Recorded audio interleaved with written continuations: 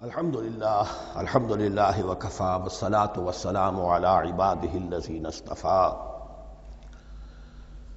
خصوصاً علی افضلہم وخاتم النبیین محمد الامین وعلی آلہ وصحبہ اجمعین اما بعد فاعوذ باللہ من الشیطان الرجیم بسم اللہ الرحمن الرحیم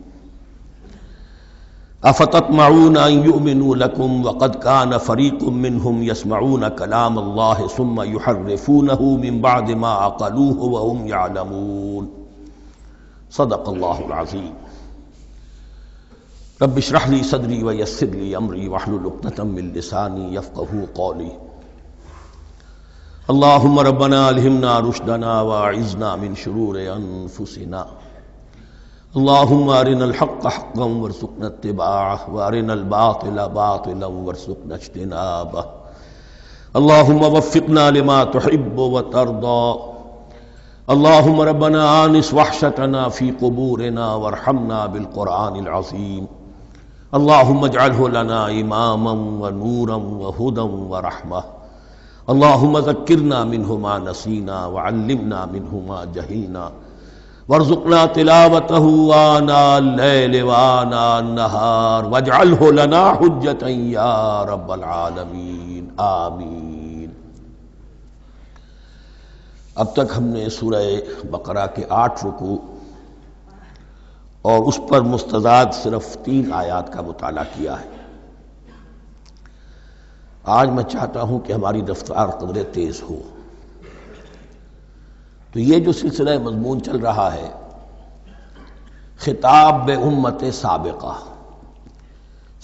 امت مسلمہ بنی اسرائیل، ان کے ساتھ خطاب کا سلسلہ سورہ بقرہ میں 5ویں رکوع سے شروع ہوا اور 15ویں رکوع کے آغاز تک چلے گا۔ یہ 10 رکوع ہیں۔ عرض کر چکا ہوں بار بار، اور اس کو میں چاہتا ہوں آپ اچھی طرح ذہن نشین کر لیں کہ اس میں سے پہلا رکوع جو ہے وہ دعوت کا ہے، وہ بہت فیصلہ کن ہے۔ یہی وجہ ہے کہ دیکھیے اس رکوع کا آغاز ہوا یا بنی اسرائیل اذکروا نعمتی التی انعمت علیکم واوفوا بعہدی اوف بعہدکم وایای فارہبون، اور خود بخود ظاہر ہو رہا ہے اسلوب کلام سے کہ اگلے رکوع سے بات کا رنگ بدل گیا ہے۔ یا بنی اسرائیل اذکروا نعمتی التی انعمت علیکم وانی فضلتکم علی العالمین واتقوا یوما لا تجزی نفس عن نفس شیئا ولا يقبل منها شفاعت ولا یؤخذ منها عدل ولا هم ينصرون۔ یہ تہدید کا انداز ہے، دھمکی کا انداز ہے۔ تو میں نے عرض کیا تھا کہ 5واں رکوع اس خطاب میں بمنزلہ فاتحہ ہے، بہت اہم ہے، اور بقیہ جو 9 رکوع ہیں ان میں بریکٹ کا انداز ہے کہ 2 آیتوں سے بریکٹ شروع ہوتی ہے، انہی 2 آیتوں پر بریکٹ ختم ہوگی۔ یہ ملامت کا خطاب ہے، اور ان کے خلاف ایک مفصل فرد قرارداد جرم جو ہے وائد کی گئی ہے، جس کے نتیجے میں وہ اس منصب سے معزول کر دیے گئے جس پر 2000 برس سے فائز تھے، اور ان کی جگہ پر اب امت محمد، نئی امت مسلمہ علی صاحب الصلاۃ والسلام، اب اس کا نصب، اس کی انسٹالیشن، اور اس کی انسٹالیشن سیریمنی کے طور پر تحویل قبلہ کا معاملہ۔ یہ ربط کلام اگر سامنے نہ رہے تو انسان کھو جاتا ہے قرآن مجید کی طویل صورتوں کو پڑھتے ہوئے کہ بات کہاں سے چلی تھی، کدھر جا رہی ہے، کیا ربط ہے، کیا تعلق ہے، سیاق کلام کیا ہے۔ اس کو میں اس لیے بار بار، حالانکہ مجھے معلوم ہے کہ وقت کم ہے، لیکن میں اس چیز کو زیادہ اہمیت دے رہا ہوں۔ اب ان 9 رکوعوں کے مضامین میں کچھ تو واقعات ہیں، تم نے یہ کیا، تم نے یہ کیا، تم نے یہ کیا۔ ظاہر بات ہے ترجمہ تو کرنا ہوگا، کچھ مختصر وضاحت بھی کرنی ہوگی، لیکن ان کے تفصیل میں جانے کی ضرورت نہیں ہے۔ لیکن آپ نے دیکھا کہ کچھ واقعات کے بعد پھر کچھ ایسے یونیورسل ٹروتھس بیان ہوئے ہیں، ایسے عظیم حقائق کہ جو ابدی حقائق ہیں، ان کا کسی وقت سے، کسی قوم سے، کسی خاص گروہ سے تعلق نہیں، وہ تو اصول ہیں، سنت اللہ ہم انہیں کہہ سکتے ہیں، یہ اللہ کے جو عام قوانین ہیں، قواعد ہیں اس کائنات میں۔ ایک تو قوانین ہے طبعیہ، فزیکل لاز، ایک مورل لاز ہے کہ جو اس دنیا میں اللہ تعالیٰ کی طرف سے کار فرما ہے۔ تو جہاں وہ مورل لاز آتے ہیں جنہیں آپ کہا کرتے تھے جب بچپن میں کہانی پڑھی اور کہانی کے بعد لکھا اس کا مورل لیسن کیا ہے، اس کہانی سے سبق کیا حاصل ہوا، تو تھوڑے تھوڑے وقفے کے بعد وہ آیات آتی ہیں کہ جو اس گویا کہ اس سلسلہ کلام کے اندر یہ انتہائی اہمیت کی حامل ہے، اس لیے کہ وہ یونیورسل اہمیت کی حامل ہیں، اور ان میں در حقیقت ایک رہنمائی پوشیدہ ہے موجودہ امت مسلمہ کے لیے۔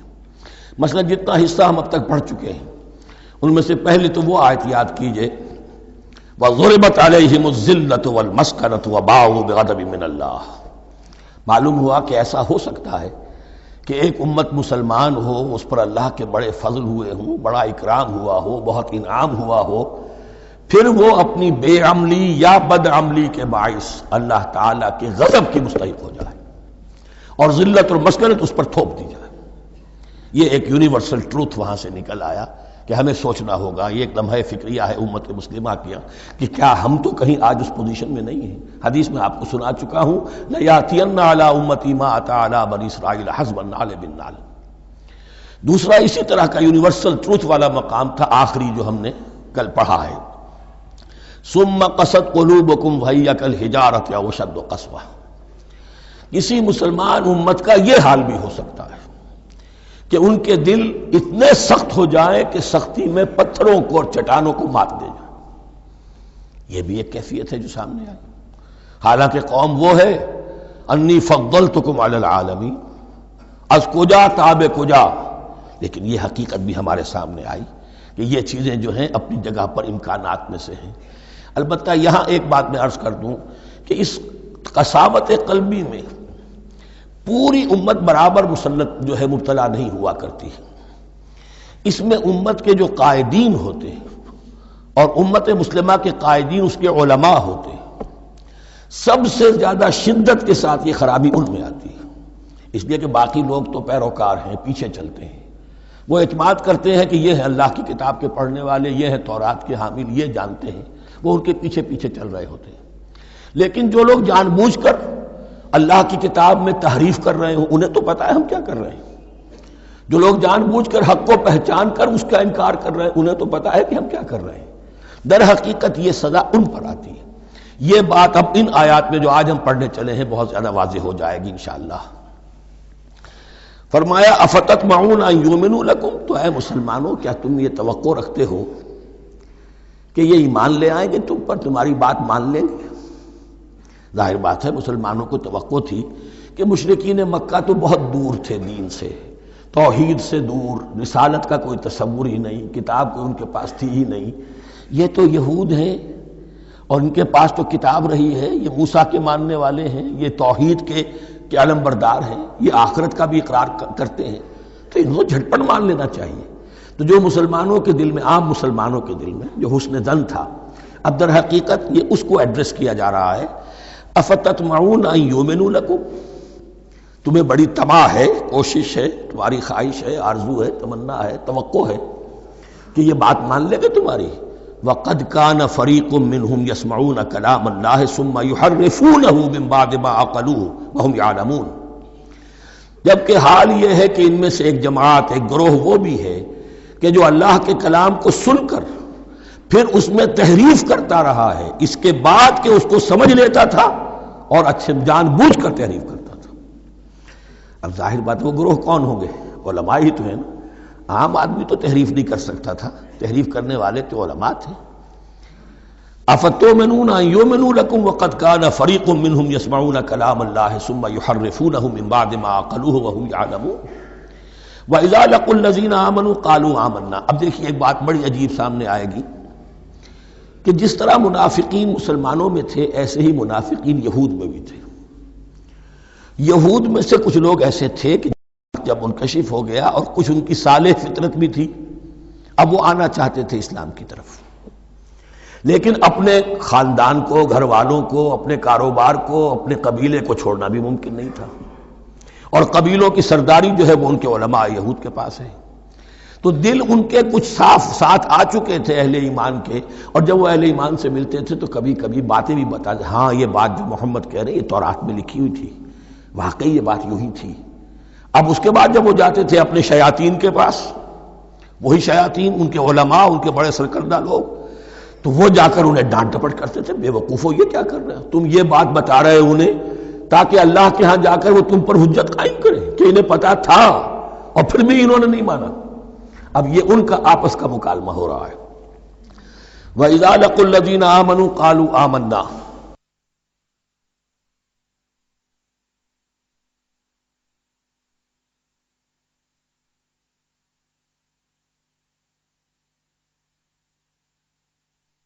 اور ان میں سے کچھ لوگ ہیں کہ جب ملتے ہیں اہل ایمان سے تو وہ کہتے ہیں ہم ایمان لے آئے. وَإِذَا خَلَا بَعْضُهُمْ إِلَى بَعْضٍ، اور جب وہ خلوت میں ہوتے ہیں ایک دوسرے کے ساتھ، قالوا وہ کہتے ہیں اتحدثونہم، کیا تم بتا رہے ہو ان کو، بما فتح اللہ علیکم، وہ باتیں جو اللہ نے کھولی ہیں تم پر، لیحاجوکم بہ عند ربکم، کہ وہ تم پر حجت قائم کریں تمہارے رب کے پاس، کہ اللہ اس نے مانا تھا کہ ہاں تورات میں یہ ہے، تو تم ذرا عقل سے کام لو، اور یہ حقیقتیں جو تورات کے ذریعے سے ہمیں معلوم ہے ان مسلمانوں کو مت بتاؤ. اس پر اللہ کا تبصرہ کیا ہے؟ افلا تعقلون، یہ تو ابھی انہی کا قول ختم ہوا کہ کیا تم عقل نہیں ہے کہ تم ایسا بیوقوفی کا کام کر رہے ہو.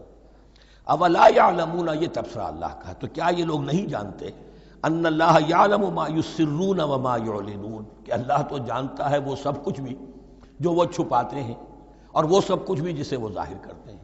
تو چاہے یہ باتیں مسلمانوں کو بتاؤ نہ بتاؤ، اللہ کی طرف سے تو محاسبہ ہو ہی جانا ہے، لہذا یہ بھی ان کی ناسمجھی کی دلیل ہے.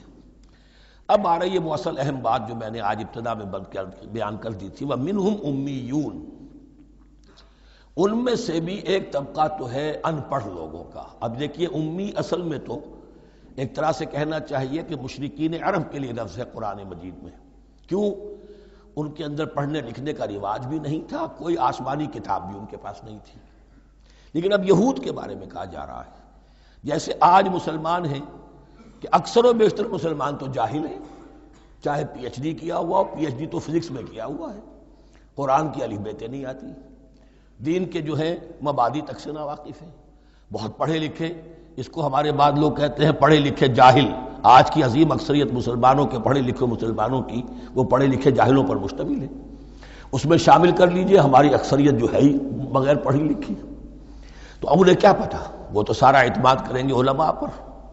کوئی بریلوی ہیں بریلوی علماء پر اعتماد کریں گے، کوئی دیوبندی ہیں وہ دیوبندی علماء پر اعتماد کریں گے، کوئی اہل حدیث ہیں وہ اہل حدیث علماء پر اعتماد کریں گے.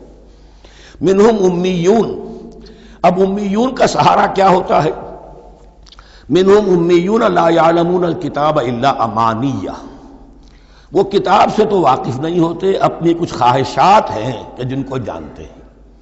یہ خواہشات بعد میں کھل جائے گا. یہ خواہشات کیا ہیں؟ ہم تو اسرائیلی ہیں، ہم تو اللہ کے محبوب ہیں، ہم تو امت محمد میں ہیں، ہماری تو شفاعت ہو ہی جائے گی. یہ امانی ہے. تلک امانیہم، اور ہمیں تو جہنم میں داخل کیا بھی تو تھوڑے سے عرصے کے لیے، ہمیں نکال لیا جائے گا. یہ امانی ہے. تو ان کے پاس تو یہ تو ان امانی، امنیہ کہتے ہیں خواہش، امانی اس کی جمع ہے.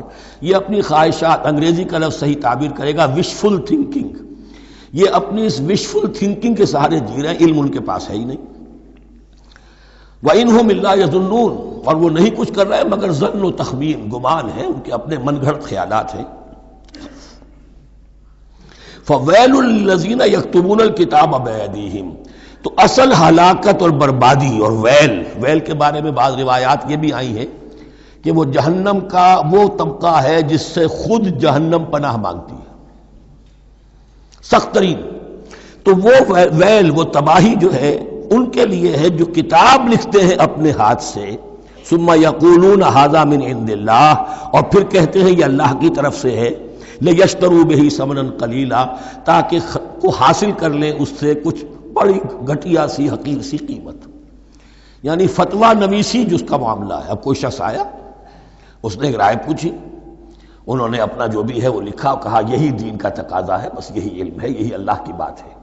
اب اس میں کتنا کچھ واقعتاً انہوں نے صحیح بات کہی ہے، کتنی ہٹ درمی سے کام لیا ہے، کتنی کسی رشوت کے مبنی کو رائے دی ہے، خود بدلتے نہیں قرآن کو بدل دیتے ہیں، وہ کس درجہ فقیہان حرم بے توفیق. تو یہ ان کے علماء کا کردار تھا.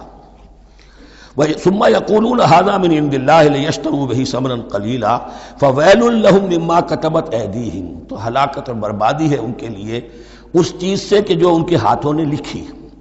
وویل لہم مما یکسبون، اور ان کے لیے ہلاکت اور بربادی ہے اس کمائی سے جو وہ کر رہے ہیں. یہ سارا دھندا جو ہے فتویٰ فروشی کا اور دین فروشی کا، اس کے لیے تباہی وہ اپنے لیے مول لے رہے ہیں، اس سے کوئی ان کو اللہ تعالیٰ کے ہاں کوئی اجر و ثواب نہیں ملے گا۔ وقالوا، اب یہ آگے امانی، وقالوا لن تمسنا النار الا ایاما معدودہ، وہ کہتے ہیں ہمیں تو آگ چھو ہی نہیں سکتی، ہاں گنتی کے چند دن، صرف یہ کہ دوسروں کی آنکھوں میں دھول جھونکنے کے لیے کہ کوئی اعتراض نہ کر دے، اللہ ہمیں آگ میں پھینکا جا رہا اور ان کو نہیں پھینکا جا رہا، یہ ہم سے بھی بدتر تھے کردار میں، تو شاید ان کا منہ بند کرنے کے لیے چند دن کے لیے ہمیں جہنم میں ڈال دیں گے، پھر فوراً نکال لیں گے۔ وقالوا لن تمسنا النار الا ایاما معدودہ، اور وہ کہتے ہیں کہ نہیں چھو سکتی ہمیں آگ مگر گنتی کے چند دن۔ قل اتخذتم عند اللہ عہدا، ان سے کہیے کیا تم نے اللہ سے کوئی عہد لے لیا ہے، کوئی قول و قرار ہو گیا ہے؟ فلن یخلف اللہ عہدہ، کہ تمہیں یہ یقین ہے کہ اللہ اپنے عہد کے خلاف نہیں کرے گا؟ ام تقولون علی اللہ ما لا تعلمون، یا تم اللہ کی طرف اس بات کی نسبت کر رہے ہو، تہمت جب لگا رہے ہو، جڑ رہے ہو یہ بات اللہ پر جو تم نہیں جانتے، جس کے لیے تمہارے پاس کوئی علم نہیں ہے۔ بلا من کسب سیئۃ، اب یہ انتہائی وہ یونیورسل ٹروتھس جو ہیں جو میں نے کہا تھا، ابدی حقائق، اس کی عظیم ترین حقیقت آ رہی ہے، نوٹ کیجئے۔ بلا، کیوں نہیں، من کسب سیئۃ، جس شخص نے جان بوجھ کر ایک گناہ کمایا، لیکن گناہ بڑا، کبائر، صغائر نہیں، سیئۃ، یہ اس کی جو تنکیر ہے وہ ایک کا فائدہ بھی دے رہی ہے اور تفخیم کا بھی۔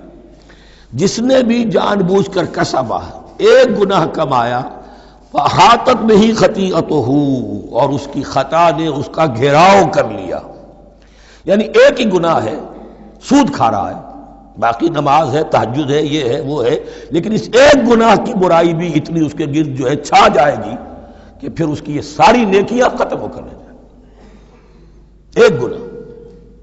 بلا من کسب سیئۃ واحاطت بہ خطیئتہ فاولئک اصحاب النار هم فیہا خالدون، اس میں ہمارے مفسرین نے یہ لکھا ہے کہ اس کی خطا کاری اتنی اس کے اوپر چھا جائے کہ ایمان کا کوئی اثر باقی نہ رہے۔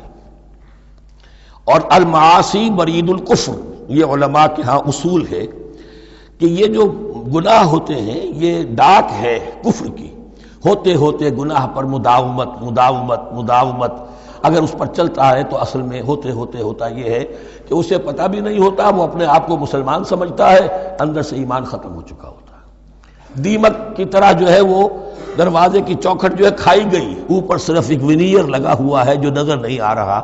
یہ عقل جو ہے اللہ نے دیمک کو بھی دی ہے کہ چھوٹی سی چھپٹی چھوڑ دینا تاکہ دھوکہ کھاتے رہیں لوگ گھر والے، باقی یہ کہ اندر سے کھوکھلا کر دیا۔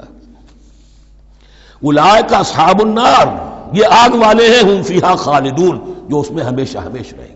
یہ ہے قاعدہ کلیہ، قرآن کا قطعی اور ابدی فیصلہ۔ والذین آمنوا وعملوا الصالحات، ہاں اس کے برعکس جو لوگ ایمان لائیں اور نیک عمل کریں۔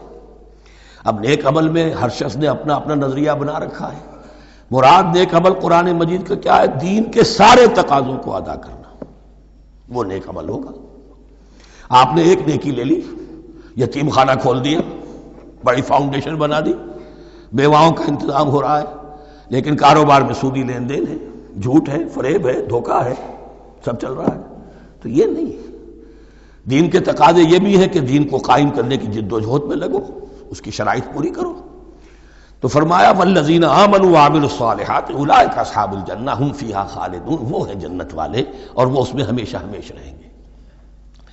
وَإِذْ أَخَذْنَا مِيثَاقَ بَنِي إِسْرَائِيلَ لَا تَعْبُدُونَ إِلَّا اللَّهَ، اور یاد کرو جب کہ ہم نے بنی اسرائیل سے عہد لیا تھا تم نہیں عبادت کرو گے کسی کی سوائے اللہ کے، وَبِالْوَالِدَيْنِ إِحْسَانًا، اور اس کے ساتھ دوسرا حکم، اور یہ اہم مقام ہے کہ اللہ کے حق کے فوراً بعد والدین کے حق کا ذکر قرآن مجید میں 4 مقامات پر آیا، ان میں سے ایک مقام یہ ہے وَبِالْوَالِدَيْنِ إِحْسَانًا، والدین کے ساتھ نیک سلوک کرو گے، وَذِي الْقُرْبَى، اور قرابت داروں کے ساتھ بھی، وَالْيَتَامَى، اور یتیموں کے ساتھ بھی، وَالْمَسَاكِينَ، اور محتاجوں کے لیے بھی، وَقُولُوا لِلنَّاسِ حُسْنًا، اور لوگوں سے اچھی بات کہو، اچھی بات کہو، صحیح بات کہو، امر بالمعروف کرتے رہو، نیکی کی دعوت دیتے رہو، وَأَقِيمُوا الصَّلَاةَ وَآتُوا الزَّكَاةَ، اور نماز قائم کرو، قبائل قائم رکھو اور زکوٰۃ ادا کرو گے، یہ گویا کہ معاہدہ ہو رہا ہے۔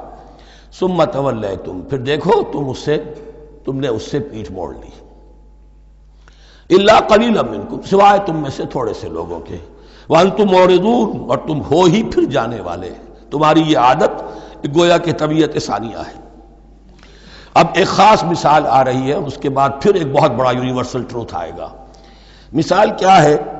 اللہ نے ان سے ایک عہد لیا تھا، وَإِذْ أَخَذْنَا مِيثَاقَكُمْ، ہم نے تم سے یہ عہد بھی لیا تھا، لَا تَسْفِكُونَ دِمَاءَكُمْ، دیکھو اپنا خون نہیں بہاؤ گے، یعنی آپس میں جنگ نہیں کرو گے، لڑو گے نہیں، تم بنی اسرائیل ایک وحدت بن کر رہو گے، جیسے کہ قرآن مجید میں آیا ہے انما المؤمنون اخوۃ، تم بھائی بھائی ہو، لا تسفکون دماءکم، اپنا خون نہیں بہاؤ گے، ولا تخرجون انفسکم من دیارکم، اور نہ ہی تم نکالو گے اپنے کچھ لوگوں کو ان کے گھروں سے۔ اب یہاں مجھے وضاحت کرنی پڑے گی ورنہ بات سمجھ میں نہیں آئے گی کہ جب حضرت یوشع ابن نون کی سرکردگی میں بنی اسرائیل نے فلسطین کو فتح کرنا شروع کیا، اور سب سے پہلے جیریکو فتح کیا گیا شہر، اس کے بعد جب سارا فلسطین فتح کر لیا تو انہوں نے ایک مرکزی حکومت قائم نہیں کی، 12 قبیلوں نے 12 حکومتیں بنا لی، جیسے 12 چشمے تھے پانی کے ویسی 12 حکومتیں۔ اب ظاہر بات ہے جہاں 12 حکومتیں ہوں گی تو وہ طوائف الملوکی جس کو کہتے ہیں، آپس کی کھٹ پٹ ہوتی تھی، جنگیں ہوتی تھی، پھر ان میں سے ایک دوسرے پر حملہ کر کے وہاں کے لوگوں کو نکال باہر کرتے تھے، بھاگنے پر مجبور کر دیتے تھے، تو یہ تھی ان کی کیفیت۔ لیکن اس کے بعد پھر جب وہ لوگ چلے گئے کہیں کفار کے ملک میں چلے گئے، اب کفار نے جو ہے ان کو لا کر اور ان کے سامنے ان کے ہاں بیچنا چاہا، چونکہ غلام بن گئے وہاں جا کر، یا انہوں نے غلام بنا لیا، تو اب فدیہ دے کر چھڑا رہے ہیں کہ ہمیں حکم دیا گیا ہے کہ جو بھی تمہارا اسرائیلی بھائی ہو اس کو فدیہ دے کر چھڑا لو اگر کہیں وہ اسیر ہو جائے۔ تو ایک حکم کو تو مانا نہیں اور دوسرے پر عمل ہو رہا ہے۔ حکم تو یہ تھا کہ آپس میں خون ریزی کرو ہی نہیں، وہ اس حکم کو تو توڑ دیا، لیکن بڑے متقیانہ انداز میں اب جو اس وقت اس کی وجہ سے جو غلام بن گئے یا اسیر ہو گئے اب ان کو چھڑوا رہے کہ اللہ کا حکم ہے، شریعت کا حکم ہے۔ یہ ہے وہ تضاد جو مسلمان امتوں کے اندر ہو جاتا ہے، اس پر آئے گا وہ یونیورسل ٹروتھ۔ وَإِذْ أَخَذْنَا مِيثَاقَكُمْ لَا يَسْتَسْفِكُونَ دِمَاءَكُمْ، جب یاد کرو جب کہ ہم نے تم سے عہد لیا تھا کہ تم اپنا خون نہیں بہاؤ گے، وَلَا تُخْرِجُونَ أَنفُسَكُم مِّن دِيَارِكُمْ، اور نہ ہی تم اپنے آپ کو اپنے لوگوں کو ان کے گھروں سے نکالو گے، ثُمَّ أَقْرَرْتُمْ وَأَنْتُمْ تَشْهَدُونَ، پھر تم نے اقرار کیا تھا اس عہد کو اور قول و قرار کو مان لیا تھا پورے شعور کے ساتھ، تشہدون مانتے ہوئے، ثُمَّ أَنْتُمْ هَؤُلَاءِ، پھر تم وہی ہو، تم ہی ہو وہ تو تقتلون انفسکم، اپنے ہی لوگوں کو قتل بھی کرتے ہو، وتخرجون فریقا منکم من دیارہم، اور اپنے ہی لوگوں میں سے کچھ لوگوں کو ان کے گھروں سے باہر نکالتے ہو، تظاہرون علیہم بالاسم والعدوان، ان پر چڑھائی کرتے ہو گناہ کے ساتھ بھی اور زیادتی کے ساتھ بھی، وَإِن یاتوکم اسارا، اور اگر وہ قیدی بن کر تمہارے پاس آتے ہیں تفادوہم، تو اب تم ان کا فدیہ دے کر انہیں چھڑاتے ہو، وَهُوَ مُحَرَّمٌ عَلَيْكُمْ إِخْرَاجُهُمْ، حالانکہ ان کا تو نکالنا ہی تم پر حرام کیا گیا تھا۔ اب یہ واقعہ آپ نے پڑھ لیا، سمجھ لیا، اب دیکھیے اس سے جو سبق ہے، مورل لیسن ہے جو ابدی ہے، أَفَتُؤْمِنُونَ بِبَعْضِ الْكِتَابِ وَتَكْفُرُونَ بِبَعْضٍ، تو کیا تم ہماری شریعت کے ایک حصے کو مانتے ہو اور ایک کو نہیں مانتے؟ اب دیکھیے یہ الفاظ اب ہوں گے تعویل عام، جہاں کہیں بھی یہ طرز عمل ہوگا تو یہ آیت اس کو کور کرے گی۔ افتؤمنون ببعض الکتاب وتکفرون ببعض، تو کیا تم مانتے ہو ہماری کتاب کے ایک حصے کو اور ایک کو نہیں مانتے؟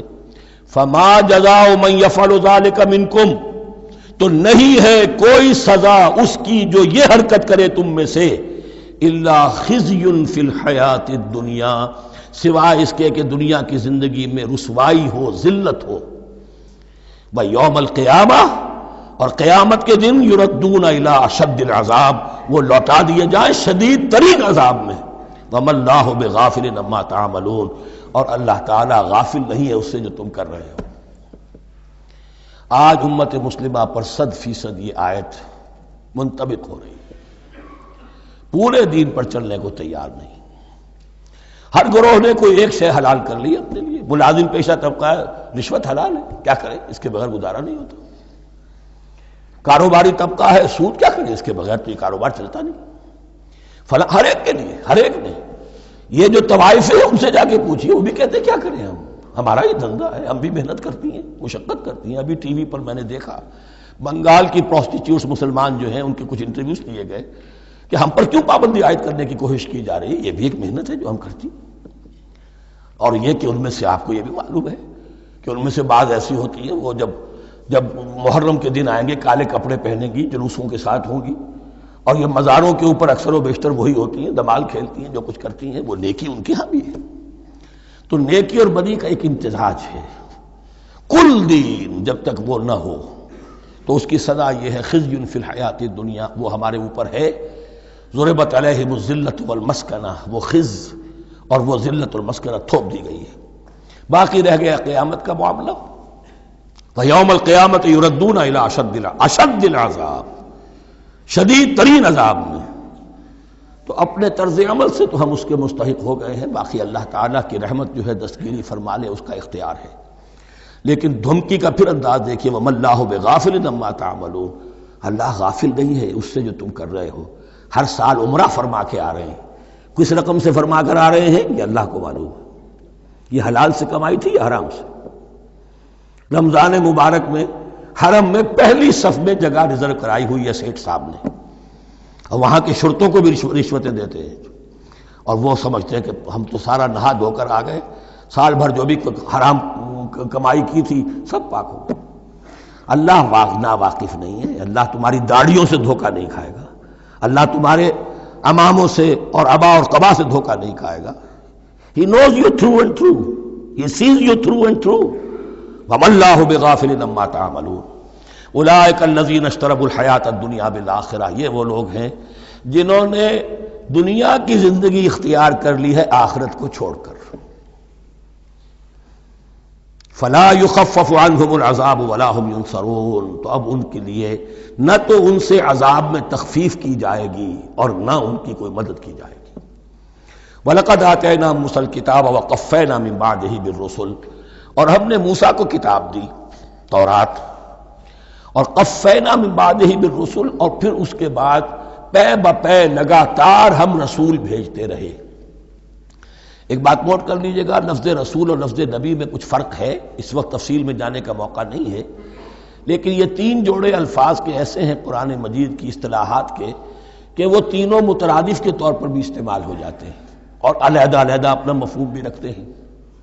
اور اس کا ایک اصول یہ علماء نے بنایا ہے کہ اذا اجتمع تفرقا واذا تفرقا اجتمع۔ ایک ہے ایمان اور اسلام، اب یہ بھی مسلم مومن ایک ہی شے ہے، لیکن یہ کہ ایک شے تو نہیں ہے، کچھ فرق بھی ہے۔ کہیں جہاں ان دونوں الفاظ کو لایا جائے گا بالمقابل تو فرق نظر آ جائے گا، لیکن عام طور پر مسلم کی جگہ مومن، مومن کی جگہ مسلم استعمال ہو جائے گا۔ call the rose by any name it will smell as sweet۔ اس طرح جہاد اور قتال کا معاملہ ہے، دو الفاظ ہیں، مختلف ہیں، مفہوم جدا بھی ہے لیکن ایک دوسرے کی جگہ آ بھی جائیں گے۔ تیسرے نبی اور رسول، فرق ہے، ہر نبی رسول نہیں ہوتا، ہر رسول نبی ہے، یعنی نبی عام ہے، رسول خاص ہے۔ نبی کو جب کسی خاص قوم کی طرف معین طور پر بھیج دیا جاتا ہے تب وہ رسول ہو جاتا ہے۔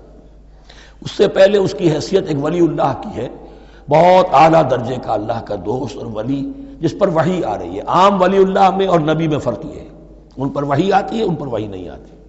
لیکن اس نبی کو اگر اب آپ بھیج دیں گے کہ جاؤ اذهب الى فرعون، اب وہ رسول ہو گئے، جاؤ اب مدین کی طرف، الى مدین اخاہم شعیبا، اب رسول ہو گئے۔ تو یہ فرق ہے نبی اور رسول کا۔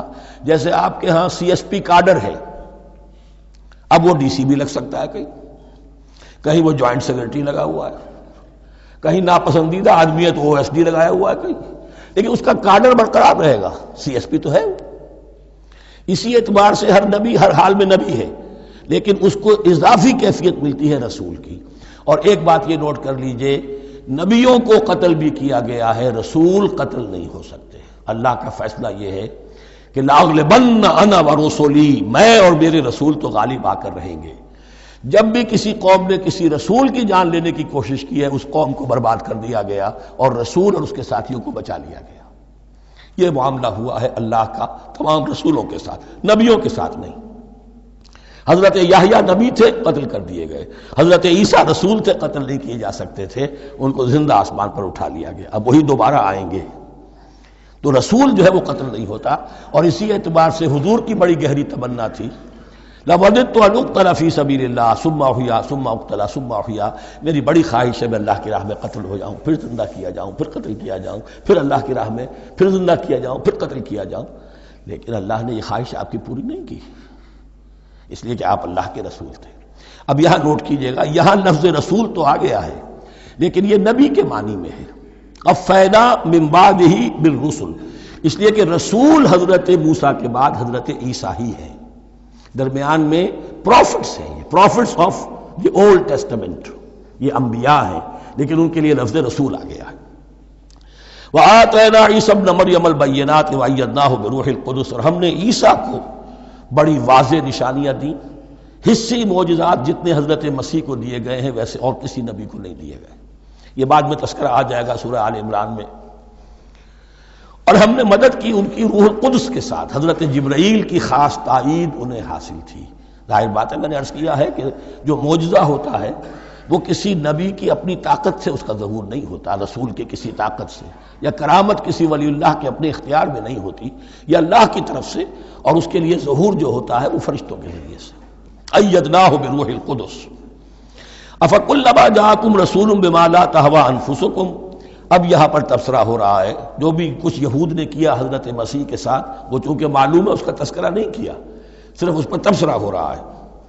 تو جب بھی کبھی تمہارے پاس کوئی رسول آیا، بما لا تہوی انفسکم، وہ چیز لے کر جو تمہارے جیوں کو، تمہارے من کو بھائی نہیں، اچھی نہیں لگی، استکبرتم، تم نے استکبار کیا. وہی استکبار جو عزازیل نے کیا تھا اور ابلیس بن گیا. ابا واستکبر. استکبرتم ففریقا کذبتم وفریقا تقتلون، تو کچھ کو تو تم نے صرف ان کی تردید ہی کی اور کچھ کو تم نے قتل بھی کیا. تقتلون، تو یہ انبیاء کے قتل ہو سکتا ہے. اور نمبر 2 ایک رائے یہ دی گئی ہے، تقتلون جو ہے قتل تم نہیں آیا ہے، یہ فعل مضارع ہے، اور فعل مضارع کے اندر ایک فعل جاری رہتا ہے، ختم نہیں ہوتا. گویا کہ تم قتل کرنے کی کوشش کرتے رہے. بعض لوگوں کی تو جان کے در پہ ہو گئے. وقالوا قلوبنا غلف، اور انہوں نے کہا ہے کہ ہمارے دل تو غلافوں کے اندر بند ہیں.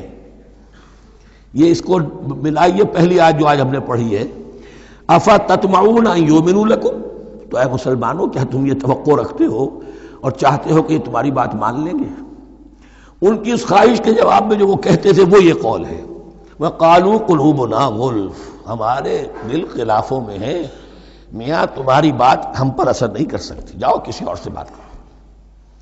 آج بھی آپ کو یہ الفاظ سننے کو مل جائیں گے، قلوبنا غلف، ہمارے دل تو غلافوں میں ہیں، بڑے مضبوط ہیں، مستحکم ہیں، تمہاری بات اس میں گھر کر ہی نہیں سکتی. بل لعنہم اللہ بکفرہم، یہ ہے تبصرہ. جس کو یہ کہہ رہے ہیں کہ ہمارے دل محفوظ ہیں اور غلافوں میں ہیں، حقیقت میں تو ان پر لعنت ہو چکی ہے اللہ کی طرف سے ان کے کفر کی وجہ سے. فقلیلا ما یؤمنون، تو واقعتاً اب کم ہی ہوں گے ان میں سے جو ایمان لائیں گے. وَلَمَّا جَاءَهُمْ كِتَابٌ مِّنْ اللَّهِ مُصَدِّقٌ لِّمَا مَعَهُمْ، اب یہاں پر ذکر ہو رہا ہے خود حضور صلی اللہ علیہ وسلم کا. اور جب آ گئی ان کے پاس کتاب اللہ کے پاس سے، یعنی یہ قرآن، مصدق لما معہم، جو اس کی تصدیق کرتے ہوئے آیا جو ان کے پاس ہے. میں اس کی وضاحت کر چکا ہوں. قرآن ایک طرف تصدیق کرتا ہے تورات اور انجیل کی، اور دوسری طرف وہ مصداق بن کر آیا ہے تورات اور انجیل کی پیشن گوئیوں کا. وَكَانُوا مِن قَبْلُ يَسْتَفْتِحُونَ عَلَى الَّذِينَ كَفَرُوا، اور ان کا حال یہ تھا کہ وہ آخری کتاب اور آخری نبی کے حوالے اور واسطے سے اللہ تعالیٰ سے فتح کی دعائیں کیا کرتے تھے کافروں کے خلاف. ہوتا کیا تھا کہ یہ 3 قبیلے مدینے میں آ گئے کہ جو یہودی تھے، بنو قینقاع، بنو نذیر اور بنو قریظہ. اسی میں وہاں رہتے تھے اوس اور خزرج جو یمن سے آئے تھے، اصل عربی قبائل تھے. پھر آس پاس کے قبائل بھی تھے، وہ سب کے سب امیین میں سے تھے، ان کے پاس نہ کوئی کتاب، نہ کوئی شریعت، نہ کسی نبوت سے آگاہ. اب ان کے آپس میں جب لڑائیاں ہوتی تھیں اور یہ مار کھاتے تھے، سرمایہ دار تھے، دولت والے تھے، عام طور پر بزدل تھے، لہذا جب بھی کبھی مقابلہ ہوتا تھا مار کھاتے تھے. تو وہاں یہ کہا کرتے تھے کہ ابھی تو تم ہمیں مار لیتے ہو، دبا لیتے ہو، نبی آخری زمان کی آنے کا وقت آ چکا ہے، وہ نئی کتاب لے کر آئیں گے، جب وہ آئیں گے ہم ان کے ساتھ ہو کر جب تم سے جنگ کریں گے تو تم ہمیں شکست نہیں دے سکو گے، ہمیں فتح حاصل ہوگی۔ اور دعا کیا کرتے تھے اللہ اس نبی آخر الزماں کا ظہور جلد ہو تاکہ اس کے واسطے سے اور اس کے ذریعے سے اس کے صدقے ہمیں فتح مل سکے۔ یہ دعائیں تھیں۔ چونکہ خزرج اور اوس کے لوگوں نے ان کی یہ دعائیں سنی ہوئی تھیں، یہی وجہ ہے کہ حج میں سن 11 نبوی کے حج میں یا سن 10 نبوی کے حج میں جب وہاں پر 6 آدمیوں سے حضور نے بات کی جو خزرج کے تھے سب کے سب، انہوں نے کلنکھیوں سے ایک دوسرے کو دیکھا، معلوم ہوتا ہے یہ وہی نبی ہے جن کا ذکر یہ یہودی کرتے ہیں، تو اس سے پہلے کہ وہ ایمان لائے تم ایمان لے آؤ۔ گویا کہ وہ علم بالواسطہ طور پر جو انہیں پہنچا تھا وہ ان کے لیے کتنا بڑا سرمایہ بن گیا، ان کی نجات کا ذریعہ بن گیا۔ اور وہ علم جو ان کے پاس تھا تعصب کی وجہ سے اور تکبر کی وجہ سے وہ اسی طرح رہ گئے۔ فَذَهَبَ اللَّهُ بِنُورِهِمْ وَتَرَكَهُمْ فِي ظُلُمَاتٍ لَا يُبْصِرُونَ صُمٌّ بُكْمٌ عُمْيٌ فَهُمْ لَا يَرْجِعُونَ۔ وَلَمَّا جَاءَهُمْ كِتَابٌ مِّنْ عِندِ اللَّهِ مُصَدِّقٌ لِّمَا مَعَهُمْ وَكَانُوا مِن قَبْلُ يَسْتَفْتِحُونَ عَلَى الَّذِينَ كَفَرُوا فَلَمَّا جَاءَهُم مَّا عَرَفُوا كَفَرُوا بِهِ، تو جب ان کے پاس آ گئے وہ چیز جسے انہوں نے پہچان لیا پھر انہوں نے کفر کیا۔ فَلَعْنَةُ اللَّهِ عَلَى الْكَافِرِينَ، تو اللہ کی لعنت ہے ایسے کافروں پر۔ بِئْسَ مَا اشْتَرَوْا بِهِ أَنفُسَهُمْ أَن يَكْفُرُوا بِمَا أَنزَلَ اللَّهُ بَغْيًا أَن يُنَزِّلَ اللَّهُ مِن فَضْلِهِ عَلَىٰ مَن يَشَاءُ مِنْ عِبَادِهِ، بہت بری شے ہے جس کے عوض کہ انہوں نے اپنی جانوں کو فروخت کر دیا۔ یعنی دنیا کا حقیر سا نفع، یہاں کی حقیر سی مسندیں، یہاں کا جو بھی چودراہٹیں ہیں، جو بھی ان کی حیثیت ہے، صرف اس کا قربانی دینے کو تیار نہیں، یہی تو سبب ہے، اس کی وجہ سے کفر کر رہے ہیں پہچان کر۔ تو بری ہے وہ شے جس کے لیے انہوں نے اپنے آپ کو بیچ دیا۔ ان یکفروا، کہ وہ کفر کر رہے ہیں اس وجہ سے، بما انزل اللہ بغیا، جو اللہ نے نازل فرمایا ہے، اور کفر کیوں کر رہے ہیں؟ اس زدم زدہ میں ان ينزل اللہ من فضلہ علی من یشاء من عبادہ، کہ اللہ تعالیٰ نے نازل کر دیا ہے اپنے اس فضل میں سے اپنے بندوں میں سے جس پر چاہا۔ وہ اس امید میں تھے کہ وہ اسرائیلی ہی ہوگا۔ جب 1400 برس تک نبوت ہمارے پاس رہی، اب فترت کا زمانہ ہے، 600 برس گزر گئے، اب آخری نبی آنا ہے، ان کو گمان یہ تھا وہ ہم میں سے ہی ہوگا۔ یہاں یہ ہوا کہ یہ رحمت اللہ کی اور یہ فضل جو ہے بنی اسماعیل پر ہو گیا۔ اس کی وجہ سے زدم زدہ بغین، اس بغین کے لفظ کو اچھی طرح نوٹ کر لیجئے، یہ اختلاف جو ہوتا ہے دین میں اس کا اصل سبب یہ بغین کا لفظ آئے گا بار بار قرآن مجید میں۔ یہ بغین کیا ہے؟ جسے عہد حاضر کے ایک خاص جو مکتب فکر ہے سائیکالوجی کا، ایڈلر کا، اس میں یہ قرار دیا گیا ہے کہ انسان کے جو موٹیوز ہیں، جو اس کا انسٹنکٹس ہیں، ان میں ایک بہت پاورفل موٹیو جو ہے to dominate, urge to dominate. میں اس کی بات کیوں مانوں، یہ کیوں نہ میری مانے، یہ ڈومینیشن۔ تو بغین، بغیا کے معنی بھی ہے حد سے بڑھنا، تجاوز کرنا۔ تو وہ اپنی حد سے بڑھ کر دوسروں کے اوپر روب گانٹھنے کے لیے یہ سارا انہوں نے کیا، اس وجہ سے کہ بنی اسماعیل کے ایک شخص محمد صلی اللہ علیہ وسلم پر اللہ تعالیٰ نے یہ رحمت نازل فرما دی۔ فباؤوا بغضب علی غضب، تو وہ لوٹے غضب پر غضب لے کر، یعنی تہ بر تہ غضب ہے ان پر اللہ تعالیٰ کا۔ وَلِلْكَافِرِينَ عَذَابٌ مُّهِينٌ، اور ایسے کافروں کے لیے اہانت آمیز، مہین اہانت سے بنا ہے، اہانت آمیز عذاب ہے۔ وَإِذَا قِيلَ لَهُمْ آمِنُوا بِمَا أَنزَلَ اللَّهُ، اور جب ان سے کہا جاتا ایمان لاؤ اس پر جو اللہ نے نازل فرمایا، قَالُوا نُؤْمِنُ بِمَا أُنزِلَ عَلَيْنَا، ہم ایمان رکھتے ہیں اس پر جو ہم پر نازل ہوا۔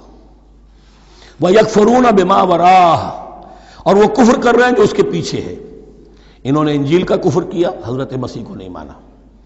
انہوں نے محمد کا کفر کیا ہے صلی اللہ علیہ وسلم، اور قرآن کو نہیں مانا۔ وَهُوَ الْحَقُّ مُصَدِّقًا لِمَا مَعَهُمْ، اور وہ کفر کر رہے ہیں حالانکہ وہ حق ہے، سچ ہے، درست ہے، اور تصدیق کرتے ہوئے آیا ہے اس کی جو ان کے پاس ہے۔ قل، اے نبی ان سے کہیے، فَلِمَ تَقْتُلُونَ أَنبِيَاءَ اللَّهِ، یہاں وہ لفظ واضح ہو گیا، تو پھر کیوں تم قتل کرتے رہے ہو اللہ کے نبیوں کو، من قبل، اس سے پہلے۔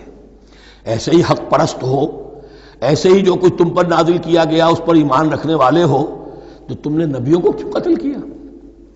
تم نے زکریا کو کیوں قتل کیا علیہ الصلوۃ والسلام؟ تم نے یحییٰ کو کیوں قتل کیا علیہ الصلوۃ والسلام؟ تمہارے تو ہاتھ جو ہے نبیوں کے خون سے آلودہ ہے۔ فَلِمَ تَقْتُلُونَ أَنبِيَاءَ اللَّهِ مِن قَبْلِ إِن كُنتُم مُّؤْمِنِينَ، اگر واقعتاً تم ایمان والے ہو۔ وَلَقَدْ جَاءَكُم مُوسَىٰ بِالْبَيِّنَاتِ، تمہارے پاس موسیٰ آئے تھے کھلی تعلیمات لے کر، واضح معجزے لے کر۔ ثُمَّ اتَّخَذْتُمُ الْعِجْلَ مِن بَعْدِهِ، پھر تم نے اس کے بعد اس کی غیر حاضری میں بچڑے کو اپنا معبود بنا لیا۔ وَأَنتُمْ ظَالِمُونَ، اور تم ظالم ہو۔ وَإِذْ أَخَذْنَا مِيثَاقَكُمْ وَرَفَعْنَا فَوْقَكُمُ الطُّورَ، یاد کرو جب کہ ہم نے تم سے عہد لیا تھا اور تمہارے اوپر کوہ طور کو معلق کر دیا تھا۔ خُذُوا مَا آتَيْنَاكُمْ بِقُوَّةٍ، پکڑو اس کو مضبوطی کے ساتھ جو ہم نے تمہیں دیا ہے۔ وَاسْمَعُوا، اور سنو۔ قَالُوا سَمِعْنَا وَعَصَيْنَا، انہوں نے کہا ہم نے سنا اور نافرمانی کی۔ یہ ان کی ایک اور بیماری تھی، الفاظ کو ذرا سا چکر دے کر ایسے پڑھنا کہ مفہوم جو ہے بالکل بدل جائے۔ کوئی اعتراض کرے تو کہے گا کوئی شخص کہ اپنے کانوں کا جا کے میل نکلوائیے، میں نے تو اطعنا کہا تھا، آپ کو عصینا سننے میں آ گیا۔ لیکن وہ اپنے لوگ جو ہوتے تھے ان کے منافقوں کے، اور آپس میں جو ہوتے تھے وہی منافق اس وقت حضرت موسیٰ کے ساتھ، کردار تو ایک ہی رہا ہے ہمیشہ سے۔ اس کردار کے لوگ جو ہیں یہ حرکتیں کرتے تھے، اور پھر ان سے سرزنش کی جاتی کہ بھائی ہم نے تو کہا تھا سمعنا واطعنا، آپ کے اپنی سماعت میں کوئی خلل ہوگا۔ قالوا سمعنا وعصینا، ہم نے سنا اور ہم نے رد کیا، نافرمانی کی۔ وَأُشْرِبُوا فِي قُلُوبِهِمُ الْعِجْلَ بِكُفْرِهِمْ، اور ان کے اس کفر کی پاداش میں یا کفران نعمت کی سزا کے طور پر ان کے دلوں میں بچھڑے کی محبت اور تقدس جو ہے وہ پلا دیا گیا۔ قُلْ بِئْسَ مَا يَأْمُرُكُم بِهِ إِيمَانُكُمْ إِن كُنتُم مُّؤْمِنِينَ، کہیے ان سے بری ہیں یہ باتیں، برا ہے وہ جس کا کہ حکم دے رہا ہے تمہیں تمہارا ایمان کے ساتھ یہ حرکتیں۔ ان کنتم مومنین، اگر تم مومن ہو تو کیا ایمان کے ساتھ یہ حرکتیں ممکن ہوتی ہیں؟ قل ان كانت لكم الدار الآخرة عند الله خالصة من دون الناس فتمنوا الموت ان كنتم صادقین۔ پھر یہ ایک یونیورسل ٹروتھ آ رہا ہے، بہت اہم، اس کو کرتے ہوئے خود انٹروسپیکشن کی ضرورت ہے پڑھتے ہوئے، کیونکہ ان کا یہ خیال تھا نحن ابناء اللہ واحباؤہ، ہم تو اللہ کے بڑے چہیتے ہیں، بڑے لاڈلے ہیں، اولیاء ہیں، ہم پسندیدہ لوگ ہیں، we are the chosen people of the lord, یہ ان کا کہنا جو ہے یہ تو ان کی بڑی کھلی بات ہے۔ اور ان کا کہنا ہے کہ آخرت کا گھر تو ہمارے لیے ہے ہی ہے، اٹھا لو۔ اب دیکھیے لٹمس ٹیسٹ ان کے سامنے رکھا جا رہا ہے، لیکن یہ لٹمس ٹیسٹ میرے اور آپ کے لیے بھی ہے۔ قل ان كانت لكم الدار الآخرة عند الله خالصة من دون الناس، اے نبی ان سے کہیے کہ اگر تمہارے لیے آخرت کا گھر اللہ کے پاس خالص کر لیا گیا ہے دوسرے لوگوں کو چھوڑ کر، یعنی تمہاری ریزرویشن ہو چکی ہے وہاں، تمہارے لیے تو جنت ہی جنت ہے، فتمنوا الموت ان کنتم صادقین، تو اگر تم سچے ہو تو تمہیں موت کی تمنا کرنی چاہیے، موت کی تمنا کرو۔ اگر اتنا ہی یقین ہے جنت میں داخل ہونے کا تو دنیا میں رہنا تم پر گراں ہونا چاہیے۔ یہاں کی تو بہت سی کلفتیں ہیں، بہت سی محنتیں ہیں، مشقتیں ہیں، کتنی کتنی کوفت اٹھانی پڑ جاتی ہے۔ یقین اگر ہو کہ آخرت ہے اور وہاں میرا مقام جنت میں ہے تو زندگی تو لائبلٹی معلوم ہونی چاہیے، ایسٹ معلوم نہیں ہونا چاہیے۔ پھر تو دنیا سجن نظر آنی چاہیے، جیسا کہ حدیث میں فرمایا گیا الدنیا سجن المومن و جنت الکافر، یعنی کم سے کم یہ کہ دنیا میں زیادہ رہنے کی آرزو تو نہ ہو، یہ کم سے کم ہے۔ آخرت پر ایمان، اور اگر اپنا معاملہ اللہ کے ساتھ خلوص پر ہے، دھوکے بازی پہ نہیں ہے، بل الانسان علی نفسہ بصیرہ، ہر انسان کو معلوم ہے میں کہاں کھڑا ہوں، آپ کا دل آپ کو بتا دے گا آپ اللہ کے ساتھ دھوکے بازی کر رہے ہیں یا آپ کا معاملہ اللہ کے ساتھ خلوص و اخلاص پر مبنی ہے۔ اگر یقین ہے کہ خلوص و اخلاص پر ہے تو پھر تو یہ ہے کہ زندگی ایسٹ نہیں لائبلٹی، اور دنیا باغ نہیں قید خانہ نظر آنا چاہیے، اور اس میں انسان رہتا ہے ایک مجبوراً اللہ نے بھیجا ہے رہنا ہے، جو جو اس کی طرف سے ذمہ داریاں عائد کی گئی ہیں وہ ادا کرنی ہے، لیکن یار رہنے کی خواہش یہ اگر ہے تو یا تو آخرت پر ایمان نہیں یا اپنا اللہ کے ساتھ معاملہ خلوص اور اخلاص پر مبنی نہیں. دس از دی لٹمس ٹیسٹ. فَتَمَنَّوُا الْمَوْتَ إِن كُنتُمْ صَادِقِينَ وَلَن يَتَمَنَّوْهُ أَبَدًا، اور یہ ہرگز نہیں کریں گے تمنا اس کی موت کی، بِمَا قَدَّمَتْ أَيْدِيهِمْ، بسبب ان کرتوتوں کے جو ان کے ہاتھوں نے آگے بھیجے ہوئے ہیں. ہر شخص کو معلوم ہے میں نے کیا کمائی کی ہے، کیا بھیجی ہے. وَاللَّهُ عَلِيمٌ بِالظَّالِمِينَ، اور اللہ ان ظالموں سے بخوبی واقف ہے.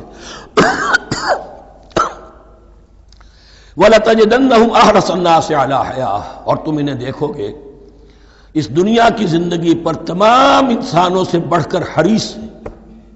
وَمِنَ الَّذِينَ أَشْرَكُوا، یہاں تک کہ مشرکوں سے زیادہ حریص ہیں. اور یہ بات صحیح ہے. اہل ایمان کے ساتھ مقابلہ مشرکین نے کیا، کھل کر میدان میں آ کر کیا، ڈٹ کر کیا، اپنی جانیں اپنے باطل معبودوں کے لیے قربان کی. یہودی نہیں لڑ سکے، من ورائے جدر، فصیلوں کے پیچھے سے اور ادھر سے، لیکن سامنے آ کر مقابلہ نہیں کر سکے، اس لیے کہ انہیں جانیں بہت عزیز تھی. وَلَتَجِدَنَّهُمْ أَحْرَصَ النَّاسِ عَلَىٰ حَيَاةٍ وَمِنَ الَّذِينَ أَشْرَكُوا، حتیٰ یہ کہ مشرکین سے بھی زیادہ یہ دنیا کی زندگی کے حریص ہیں. يَوَدُّ أَحَدُهُمْ لَوْ يُعَمَّرُ أَلْفَ سَنَةٍ، ان میں سے ہر ایک کی یہ خواہش ہے کہ کسی طرح اس کی عمر 1000 برس ہو جائے. وَمَا هُوَ بِمُزَحْزِحِهِ مِنَ الْعَذَابِ أَن يُعَمَّرَ، اور اگر ان کو معمر کر بھی دیا جائے، طویل زندگی دے بھی دی جائے، تو عذاب سے تو چھٹکارا نہیں ملے گا. آخرت تو بالآخر تو آنی ہے. واللہ بصیر بما یعملون، اور اللہ دیکھ رہا ہے جو کچھ کہ وہ کر رہے ہیں. قل من کان عدوا لجبریل فانہ نزلہ علی قلبک. اب جیسا کہ میں نے عرض کیا کہ ان کا خیال یہ تھا کہ آخری نبوت کا وقت تو قریب ہے، ہوگا وہ کوئی اسرائیلی، ہوگا ہم میں سے. معاملہ ہو گیا تلپٹ. اللہ نے ان کی آزمائش اتنی بڑی کر لی کہ جنہیں حقیر سمجھتے تھے، بڑی امیین ہیں، ان پڑھ ہیں، نہ ان کے پاس کتاب، نہ کوئی شریعت، نہ کوئی قانون، نہ کوئی ضابطہ، کچھ بھی نہیں. اللہ نے ان میں سے ایک آدمی کو، ایک شخص کو چن لیا. لہذا ان کے لیے اب ان کے اندر دشمنی پیدا ہوئی. کس سے؟ گالیاں دینے لگے حضرت جبرائیل کو، اس نے دشمنی کی ہے ہمارے ساتھ. آ تو رہا تھا پیغام ہم میں سے کسی کے لیے، لے گیا ادھر.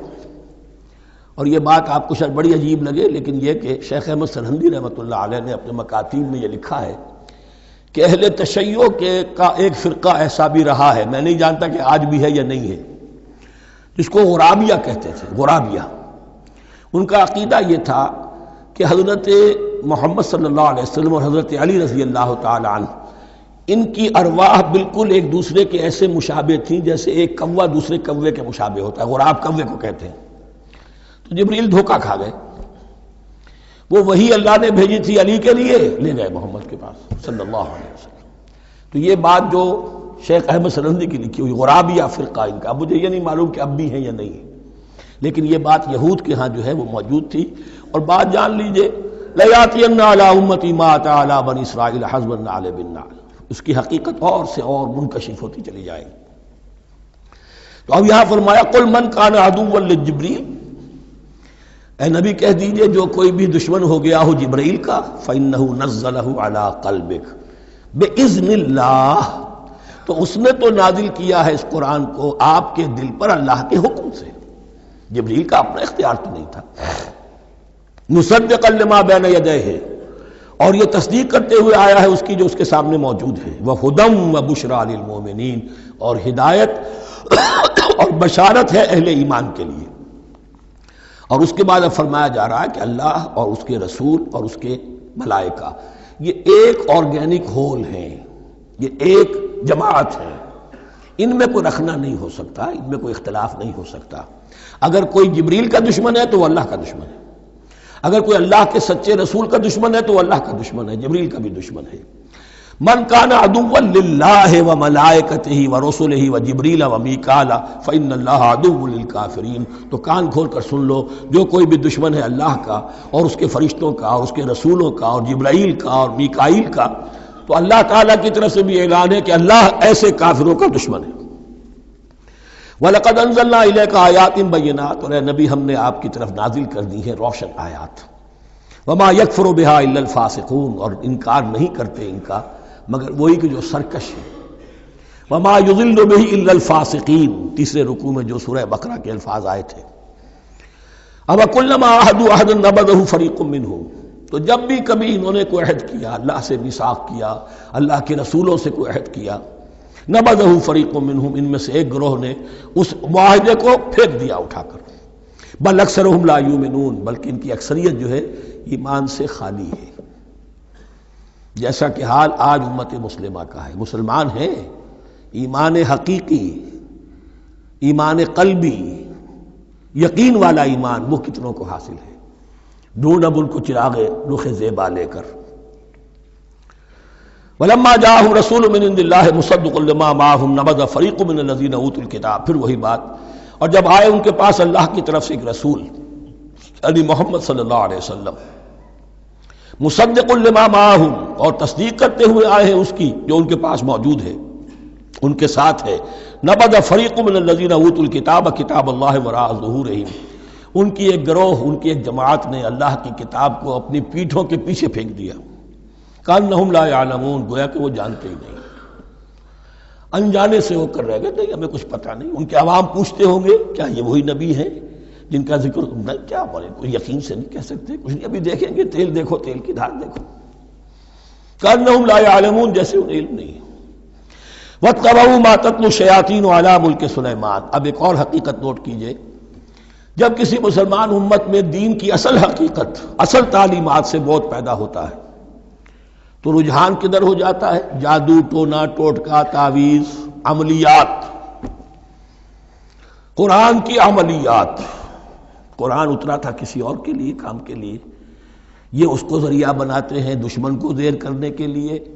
محبوب آپ کے قدموں میں آ کر گرے گا، عمل قرآنی ہے، اتنے 100 روپے کا آپ لے جائیے تو مل جائے گا۔ یہ دندے ہمارے ابھی چل رہے ہیں، خوب چلتے ہیں، اور میں سمجھتا ہوں کہ سب سے زیادہ فلرشنگ کاروبار جو ہے وہ اس طرح کا ہے۔ ہینگ لگے نہ پھٹکڑی، نہ آپ کو کوئی اس میں محنت کرنے کی ضرورت ہے، نہ اس کے اندر آپ کو انویسٹ کرنے کی ضرورت ہے، اور کاروبار چلتا ہے۔ تو وہاں بھی کیا ہوا، وَاتَّبَعُوا، جب دین کی اصل حقیقت کو دور پھینک دیا، انہوں نے پیروی کی اس کی، مَا تَتْلُو الشَّيَاطِینُ عَلَىٰ مُلْکِ سُلَیمان، جو شیاطین جن جو تھے، عَلَىٰ مُلْکِ سُلَیمان سے مراد ہے عَلَىٰ عہد ملک سلیمان، حضرت سلیمان کے زمانے میں، چونکہ اللہ تعالیٰ نے ان جنات کو حضرت سلیمان کے تابع کر دیا تھا، تو وہاں پر چونکہ ان کا اب جو ہے کوئی میل جول زیادہ تھا لوگوں کے ساتھ، تو وہ انہیں کچھ اس قسم کی چیزیں سکھاتے رہتے تھے، گویا کہ اندر سے تخریب کاری۔ وَاتَّبَعُوا مَا تَتْلُو الشَّيَاطِینُ عَلَىٰ مُلْکِ سُلَیمان وَمَا كَفَرَ سُلَیمَانُ وَلَٰكِنَّ الشَّيَاطِینَ كَفَرُوا، اور سن لو، سلیمان نے کبھی کفر نہیں کیا، بلکہ یہ شیاطین تھے کہ جو کفر کرتے تھے۔ جادو کفر ہے، لیکن آپ کو نقش سلیمانی آج تک بھی لفظ ملے گا، نقش سلیمانی، آج بھی مسلمان بھی ان چیزوں کو حضرت سلیمان کی طرف منسوب کر رہے ہیں، وہ ظلم اب بھی جاری ہے۔ وما کفر سلیمان ولکن الشیاطین کفروا یعلمون الناس السحر، وہ لوگوں کو جادو سکھاتے تھے۔ وما انزل علی الملکین ببابل ہاروت و ماروت، اور جو کچھ نازل کیا گیا 2 فرشتوں پر، ہاروت اور ماروت پر، بابل میں۔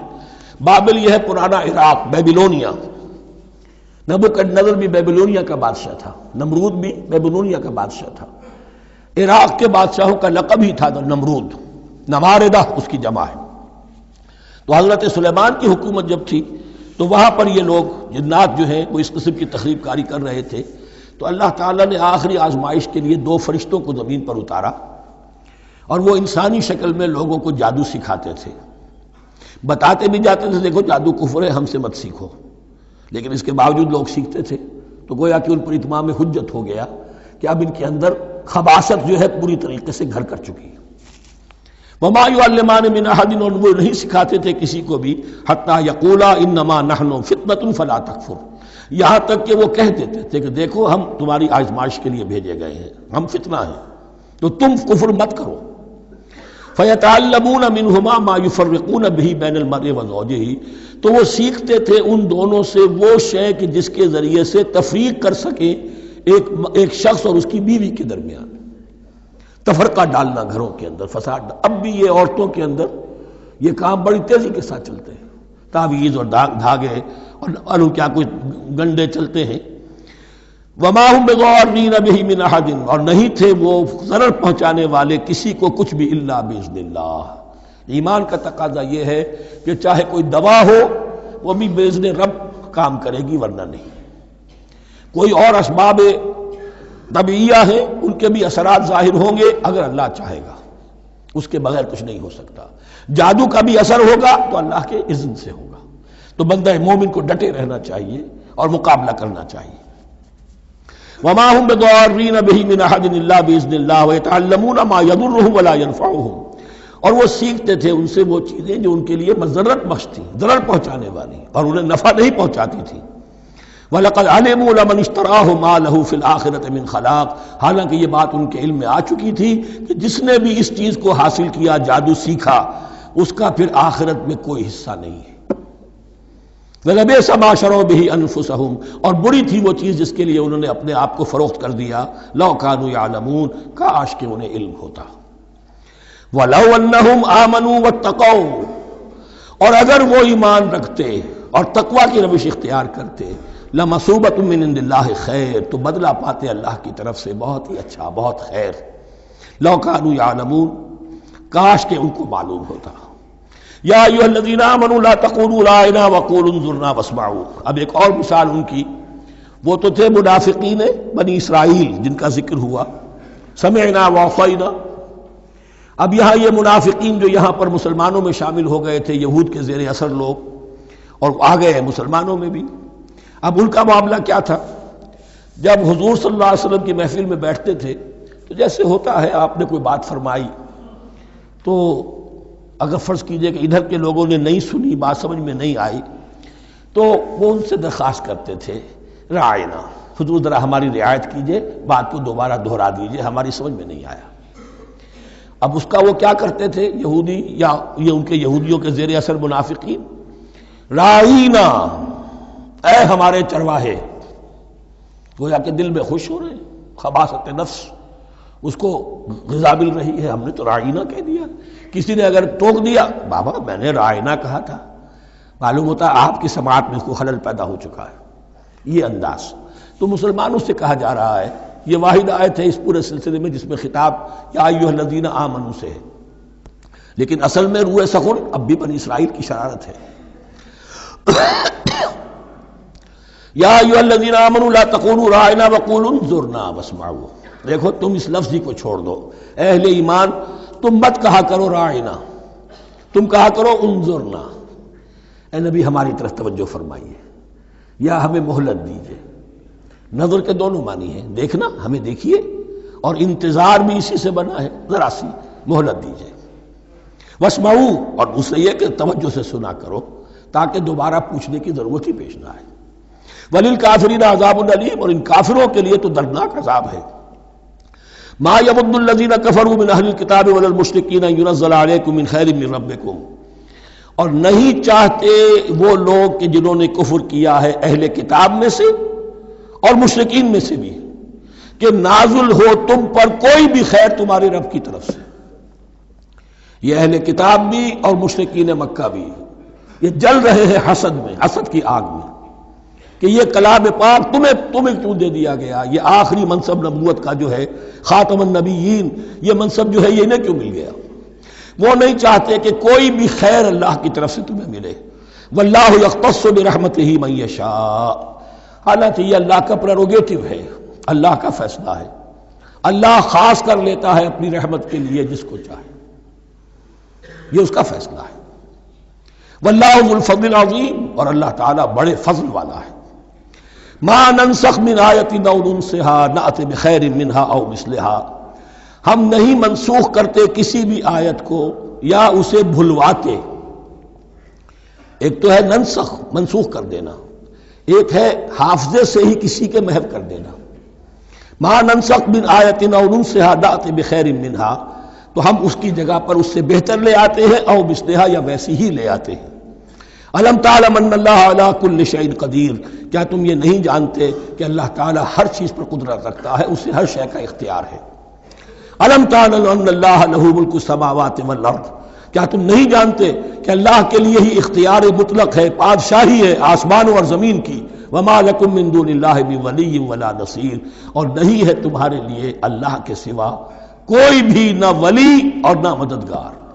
بارک اللہ لی ولکم فی القرآن العظیم ونفعنی وإیاکم بالآیات والذکر الحکیم۔